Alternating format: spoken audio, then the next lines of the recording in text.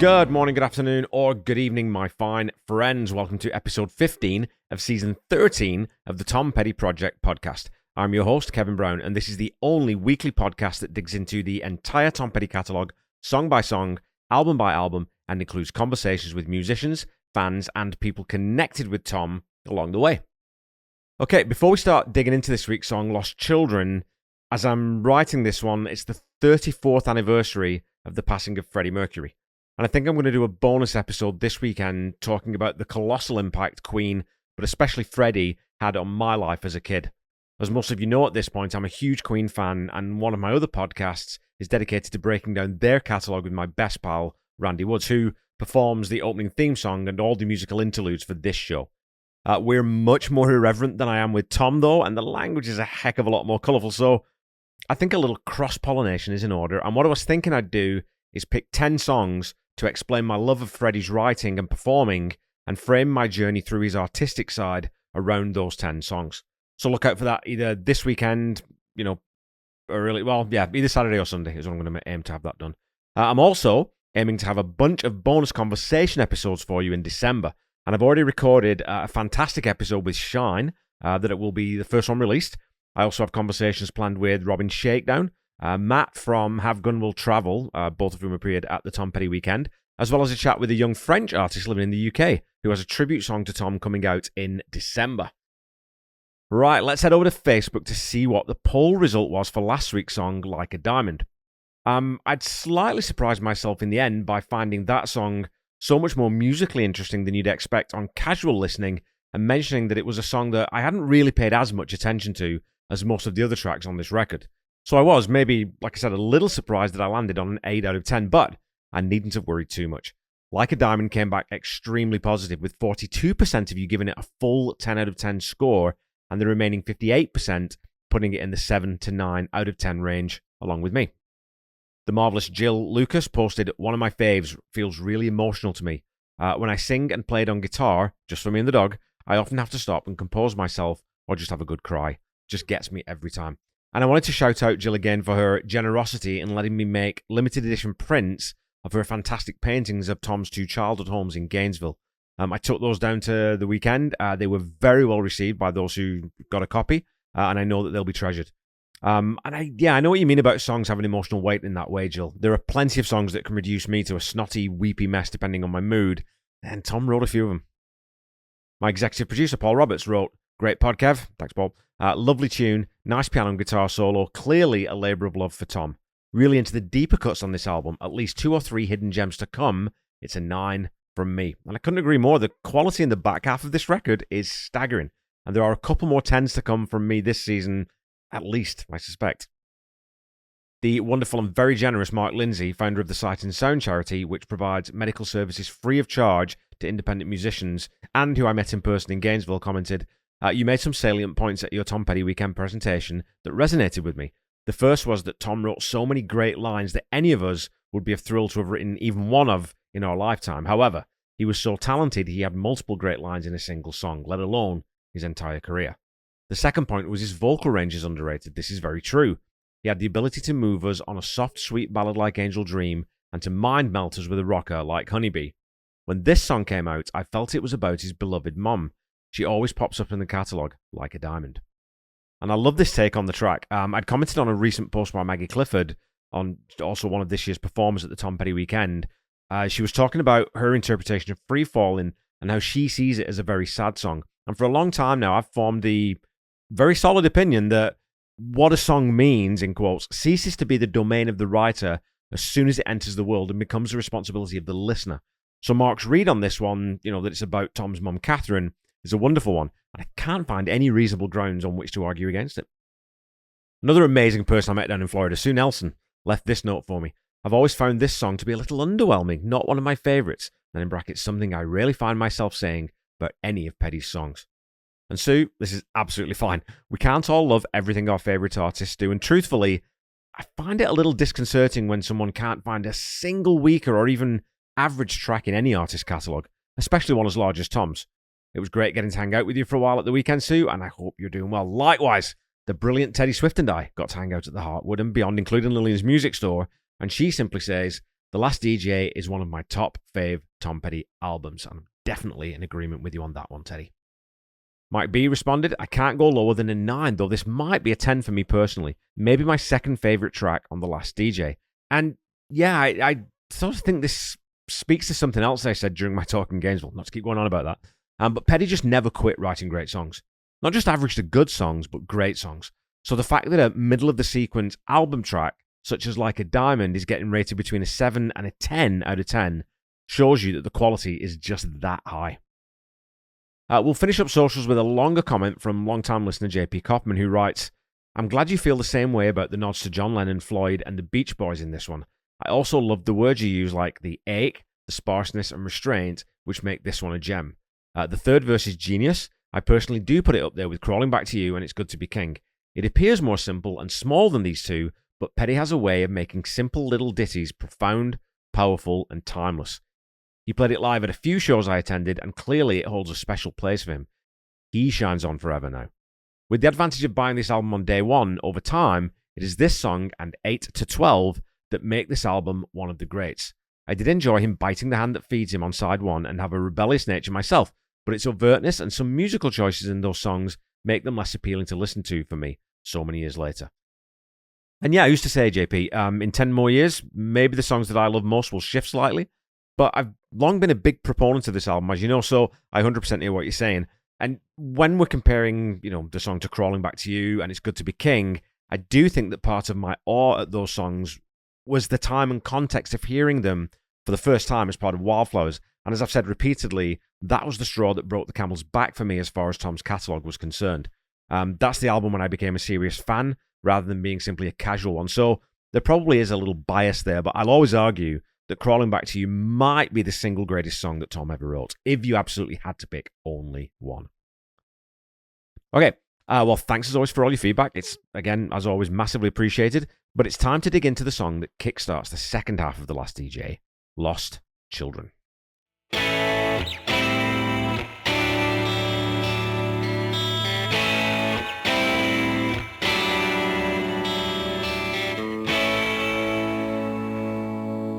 The first thing to say about this song is that it features a very special guest musician on bass guitar. Ron Blair's last appearance on a Heartbreakers album came on Between Two Worlds from 1982's Long After Dark. Fast forward 20 years, and Ron plays on the last two tracks that were recorded for this album, Today's Song and the album closer. In a 2006 Rolling Stone interview, Tom credits Ron's return as being pivotal for the band, saying, "The band has a good family atmosphere that wasn't there for a while. It came back about a year or two ago. I think when Ron Blair returned, it really bonded us back together in a weird way. If he hadn't been there, I'm sure it would have been the end of the whole thing when Howie died. It was kind of cosmic in a way. Had we looked into putting a new person in the Heartbreakers, I would have just walked away. It wouldn't have been a band to me. I think we all knew this is the end of it, and Ron stepped in and had this huge enthusiasm through the whole thing." Tom goes on to say, when he first quit, he didn't quit the band, he quit the whole music thing. He was fed up, but we were all young boys then. When he got interested in music again, he started playing with Mike quite a bit, and so he was just there when we needed a bass player for the last two tracks we did for The Last DJ. So, Ron became a Heartbreaker for the second time and would be an ever-present member of the band from that point on. Of course, Mike and Ron had been jamming together casually from around the mid-90s and, along with Randall Marsh, released the fantastic Surf and Burn album as the Blue Stingrays in 1997. And if you've never heard that record, do yourself a favor and give it a spin. I'll leave a link in the episode notes for the album on YouTube Music, because it is well worth checking out. Well, at least if you're into instrumental surf rock.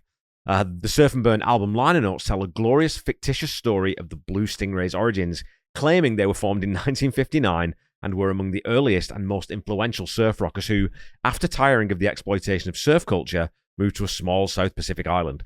The names of the band members were not included in the album packaging, partly because Mike had a real sort of reluctance to interfere with what Tom was doing and didn't, after the whole thing we learned in the book about Tom giving him negative feedback on his own songs, he didn't want his name attached to it. And I love the idea of the three of them getting a kick out of putting this album together, with a fake band name, with a fake bio, just for the fun of it. And Mike says in his book that basically it was recorded in one day. Also, can we all agree that the Blue Stingrays is an absolutely fantastic band name? The beginning of this song is a riff that could have just as easily been on Houses of the Holy as it is on The Last DJ. It's doubled on two guitars with ever so slightly different tones to get that wonderful, otherworldly feel to it. And it's a super simple riff, but aren't all the best ones. It's punctuated by the kick drum on the one and the sloppy hats just keeping the count. And like I say, it's a very Zeppish start to a song that goes in such a different direction once we hit the verse. On that last descending part of the riff before the band kicks in fully, you hear Benmont double that lick on the organ to give the song that really blues rock feel that we have during this section. The groove then kicks in, with Steve Ferroni slightly opening the hats on the second and fourth beats to give that rhythm a real sort of swinging feel, and Ron Blair's bass line matches the riff for the most part, but adds in a couple of really nice lines of sort of counterpoint. Ron's back, baby! As we've remarked a lot on the show, and we love Howie, of course we love Howie, but Ron's bass playing is immediately different, to Howie's, or even that of Mike or Tom. He has a groove and a feel all his own, and what a great song to entice him back with. The verse then hits, and we have the swirling, dreamy lines of the organ from Benmont over the acoustic guitar and bass, and some very light cymbal work. It's an abrupt left-hand turn that takes you by surprise in the best way possible. Tom is up in his higher register, but into that almost falsetto range rather than the full-voiced howl we know lives in that chest of his. There is some electric guitar that joins in too, adding a little wah pedal accents on the beat. I think there may also be a little flange added to that guitar part too. So straight away, we have a lot of detail in this song again. It's very carefully crafted to make maximum use of all the elements that we're going to have thrown at us. And we're going to be talking about song structure again here toward the end of the episode, as we get a very Beatlesy 3-chord turnaround riff, but not into a chorus. We move back to the A minor pentatonic riff that opens the song. Where are you taking us here, Tom? Now, what I love about this riff coming back in too is that it isn't overdone. Like I say, it's doubled, but there's still space in there. It's a very clean, natural distortion, not the completely overdriven fuzz that you'd hear in someone like Guns N' Roses, for example. So it feels more like a Texas blues bar than a Los Angeles stadium. The next verse comes in with that same ever-ascending organ line that climbs its way eagerly up the keyboard before being joined by the squelchy guitar licks. Right before that 3-chord turnaround again, there's a great little slide-up note on one of the guitars that almost seems to be a warning that some face melting may now be imminent. But rather than moving us back into the main riff, we now get into this fantastic, funky bridge section, where the organ and guitars work in tandem to really crank up the grease level and give us something to slide our feet on. Yet another moment in the Petty catalogue that song's completely unlike anything else we've heard to this point. There's space aplenty for a very clean, very minimal lead guitar line that is torched to the ground by Benmont's Hammond organ, which sounds like it was recorded in another room or another dimension with that fantastic wide reverb on it. Then we get the step-up key change, which just adds more tension and spark to an already electric groove. After 8 bars of this bridge section, we do break then to the main riff, and Mike Campbell starts to let fly with some lead guitar pyrotechnics. It has that very spontaneous live feel again, and there's a couple of beats right around the 2:25 mark where you almost feel like the dog is going to slip its leash and get away from Mike, but he manages to bring it to heel just in time to step straight back into the last verse. On this next turnaround, we have a very, very subtle change to the first pass, as the guitars are allowed to ring for the whole measure rather than being clipped at the half beat point. So to explain that, think of saying 1, 2, 3. In the first case, the 1 slides into the 2 and the 2 into the 3 with no gaps. So again, 1, 2, 3, rather than 1, 2, 3. So think of it like using commas instead of periods in a sentence. In the second pass, though, we do hear that phrasing that we're used to this point. Yeah, look, I don't think I'll get into too much trouble if I just clip those lines out to show you what I mean. So, listen to this.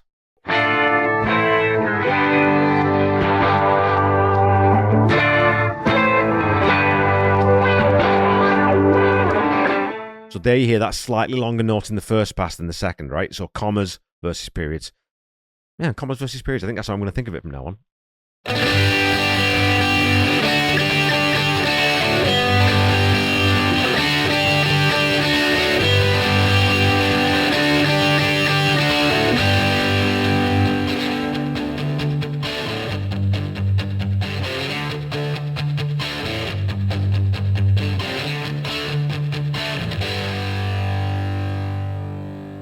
All right, folks, it's time for some petty trivia.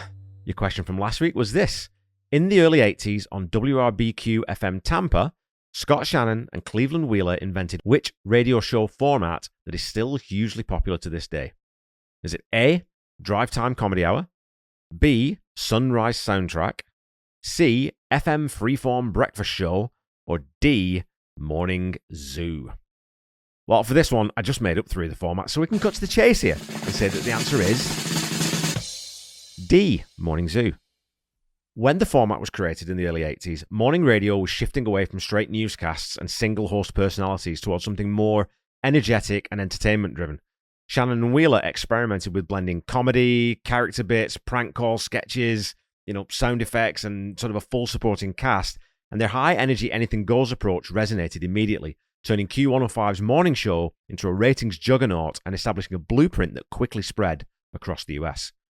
The Morning Zoo style relied on a team-based ensemble rather than a single dominant host, and shows typically combined fast pacing, topical humor, call-ins, parody songs, celebrity impressions, absurd recurring bits, and heavily produced audio elements like jingles and drops. The tone was intentionally chaotic and irreverent. Controlled mayhem was the goal.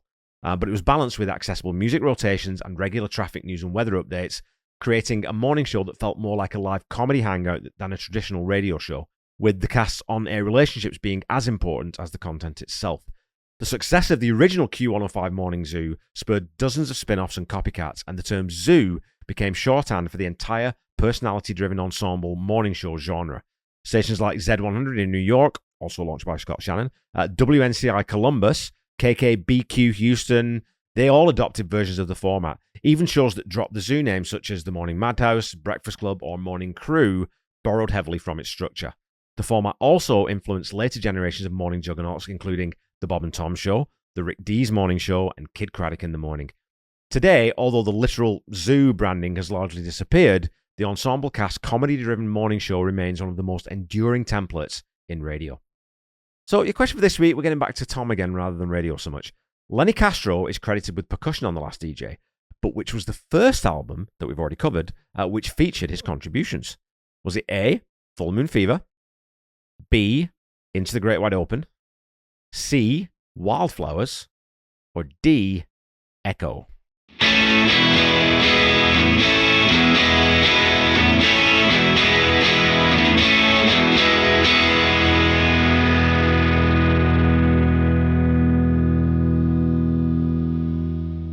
Okay, back to the song. So we're basically at just over 3 minutes now of a 4.5-minute song, and we have no more lyrics. So where are the Heartbreakers going to take us? After 4 bars of that main riff again, and man, that hi-hat pattern that Steve Ferroni is playing is just a work of art. This little 4-note pattern where every note is a slightly different velocity, and the third is that slightly opened hat. It's subtle and sublime, and another reminder of what extra texture you get when you bring a funk and R&B drummer to play with a rock and roll band. That slightly wah-affected lead guitar then comes in and is joined by Ben Montench on both organ and piano in places. We also have a second guitar come into the mix here to add, more juxtaposing guitar lines in this big epic jam-out ending. And maybe it's Scott Thurston adding in those slide guitar lines that come more to the fore in the fade-out, but it's a really fun, energetic way to bring us home. You also have a killer offbeat drum fill as we're almost completely faded out. And this is something we remark on in the Van Halen community. There's often so much gold buried in the fade-out of their songs, and we have the same thing here. I'd love to hear how long they just jammed out for and whether there's, more tape for this song. When you watch this song on the live at the Olympic performance, Tommy's really in his rock star element, thrashing those power chords on his Gibson SG, while Benmont absolutely shreds on the piano. It's a gloriously frenetic end to a very internally diverse song. So I mentioned that we'd have to talk about song structure. This song uses what's known technically as strophic form. This is also known as verse repeating or chorus form or AAA form, where each repetition of the musical and lyrical unit is a strophe. It's a common structure found in hymns, folk songs, but you don't really hear it popping up in rock and roll music too often. Bob Dylan was a fan of this form, of course, and a lot of his songs simply ignore any semblance of a chorus so that he can just continue to build a narrative. So Lost Children follows this structure where the same music is repeated for each stanza of text. We then have that main riff that acts as the instrumental break. We also have that 3-chord transition between verse and riff, and then we have the completely separate bridge section. So there's a heck of a lot going on here in what you sort of think of in your brain as being a very simple song again.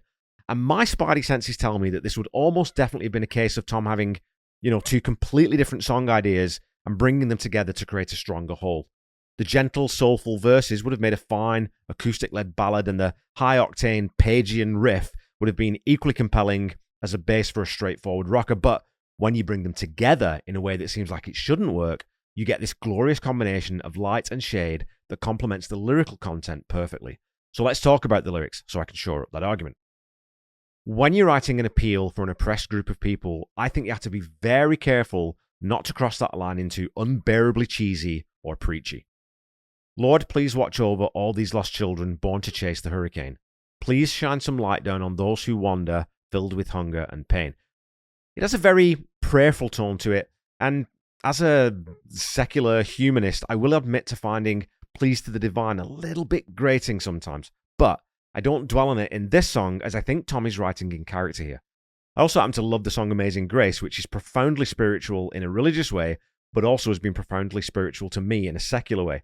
And Mark Lindsay, there's one of these lines here that I wish I'd written, born to chase the hurricane.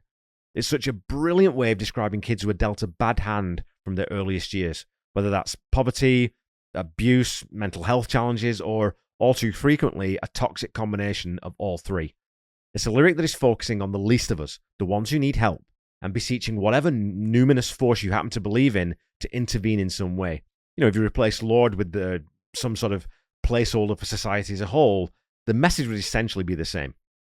I really like how Tom uses that Lord please, Lord shine, Lord keep anchor point in all three verses, but moves the placement of it from the first half to the second half back to the first half so that it doesn't feel like it's getting too repetitious. Please raise the wind for all those out sailing on an ocean alone. Again, Tom's concerned here for the disenfranchised and forgotten, and by using the ocean metaphor, he captures that sense of not having any clear path and being faced with a gigantic mass of uncertainty that contains enough power to crush you. The fact that you do this alone makes that task feel all the more daunting. Then in the final verse, we're offered hope. Please shine some light down on all those traveling. Lead them all home again. So there is redemption. There is a sense of home, of family, of love. We just need to help these lost children reclaim their spiritual center in whatever way that manifests itself. So how do you write an appeal song without coming off as a cornball? Well, you do it with simple, plain language, and you use the supernatural as a metaphor for collective will. We have the power and the ability to provide safe environments for children to flourish in. What we seem to lack is the collaborative will to agree on the best way to go about that. So Tom just flags up the problem and doesn't shove us down a prescribed path aligned with his own politics or social agenda. He just paints a portrait of a sensitive soul praying earnestly for the redemption of the vulnerable. This highlighting a universal problem without making us feel like we're not doing enough personally to help. And again, the subject here is children, but you could easily apply the sentiment to any marginalized or oppressed group of people. So we have that broad appeal that Tom is so expert at.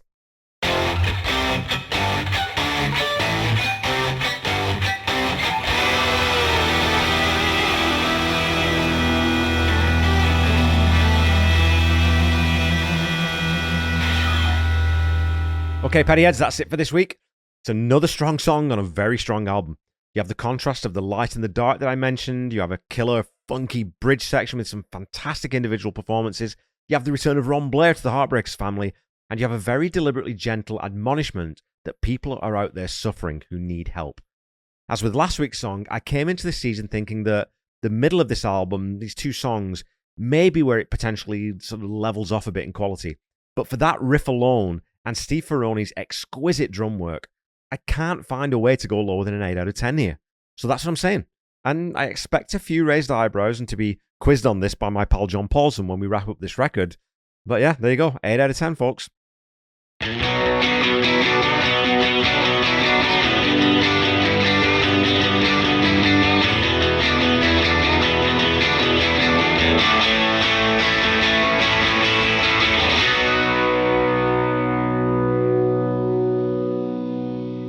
The Tom Petty Project is a proud member of the Boneless Podcasting Network, which is a loose collective of podcasting friends and acquaintances brought together and championed by the inimitable Chaz Charles. Go check out the roster by clicking on the link in the episode notes. You can also check out the podcasts, which are also on the Boneless Network, Seaside Pod Review, a Queen podcast that I co-host again with my best pal Randy Woods, as well as the Ultimate Catalog Clash that I co-host with the fantastic Corey Morissette. We are talking about the Black Crowes right now, and we just finished this week side B of Amorica, so we're 3 albums down out of 5 so far.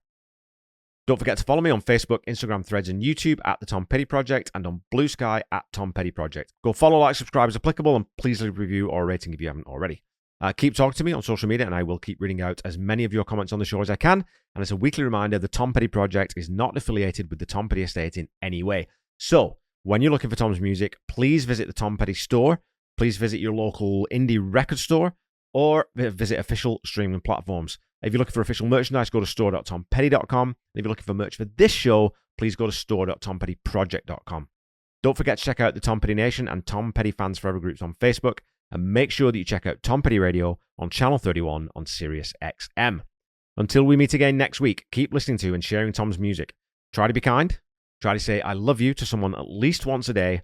Stay safe and healthy, and I'll be back with you next week to talk about a song that Jake Thistle played live for me on piano when we recorded way back in 2022. His version was fantastic, and I'll definitely be resharing it when I talk about track 8 from The Last DJ, the gorgeous Blue Sunday. Bye-bye.